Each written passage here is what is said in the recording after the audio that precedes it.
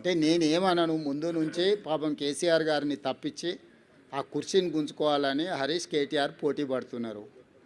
So ఒకసారి వాళ్ళకి అవకాశం ఇస్తే వాళ్ళ పరిస్థితి ఏదో వాళ్ళకి అర్థం కావాలని కేసీఆర్ గారు మౌనంగా ఉన్నారని నేను అనుకుంటున్నా. కేసీఆర్ గారు క్రియాశీలక రాజకీయాలలో లేరు, వారి ఆరోగ్యం కూడా అంతంతగానే ఉంది. క్రియాశీలక రాజకీయాలలో లేకుండా ఆరోగ్యం అంతంతగా ఉన్న ఒక నాయకుడిని విమర్శించడం భావ్యం కాదని నేను భావిస్తున్నా. కేసీఆర్ గారు క్రియాశీలక రాజకీయాలకు వచ్చినప్పుడు తప్పకుండా వారి పట్ల నేను స్పందిస్తాను. నా సూచన ఒక్కటే మీకు, ఇక డెవలప్మెంట్ మీద ఫోకస్ పెడదాము.